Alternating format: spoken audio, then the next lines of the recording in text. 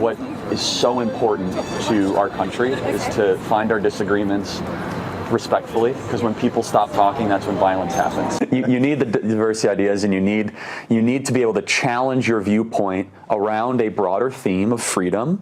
That really is okay to have that sort of discussion. Standing up against injustice. The most masculine thing you can do is stand up against the injustice and the suffering of others.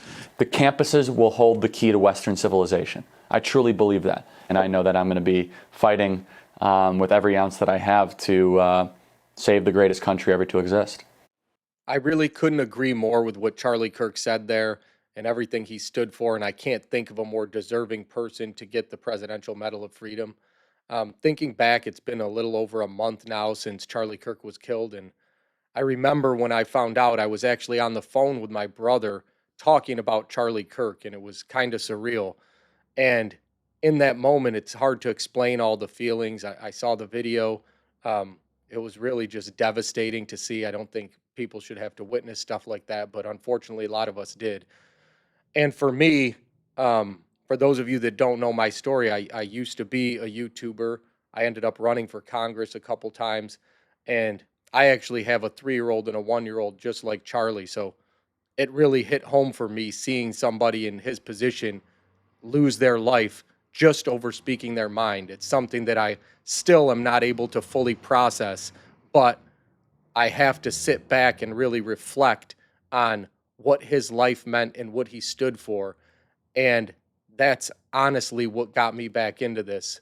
When I was running for Congress, I actually had the privilege of getting invited to speak at 2 Turning Point USA events on college campuses.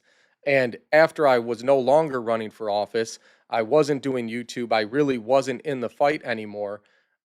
Charlie Kirk's death happened, and when he was killed, I was immediately contacted by a lot of family members and friends and people basically expressing the same sentiment, which was, we're really glad you're not doing this anymore, Mario.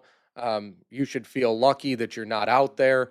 And for a second, I agreed with them. For 30 seconds, I was sitting there after I got all these calls, and I was thinking, yeah, I'm lucky I'm not out there, and I'm not putting myself at risk or in harm's way.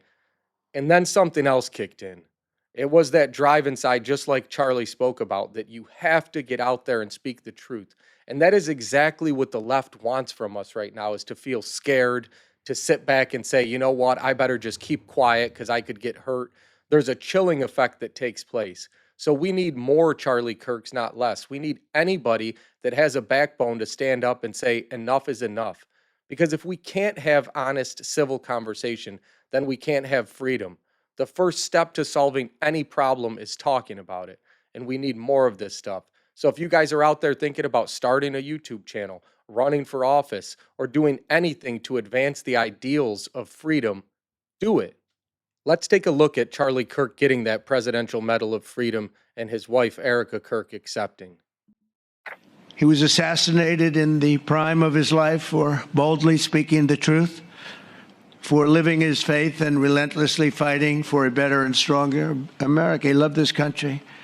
And that's why this afternoon it's my privilege to posthumously award Charles James Kirk, our nation's highest civilian honor, the Presidential Medal of Freedom. Thank you.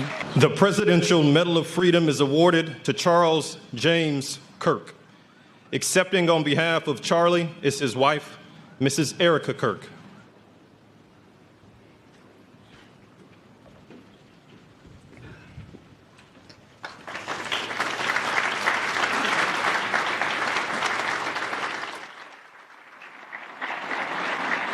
And so today, as we honor Charlie with this incredible Presidential Medal of Freedom on his birthday, I stand here with tears and just a humbled heart and spirit, because his story reminds us all that to live free is the greatest gift, but to die free is the greatest victory. Happy birthday, my Charlie.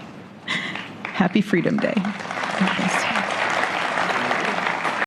That was a really special moment. It's incredible to watch Erika Kirk after all this, just seeing her fortitude and courage and the ability to step up to the plate in these moments, and obviously having to be a mother to her 2 children.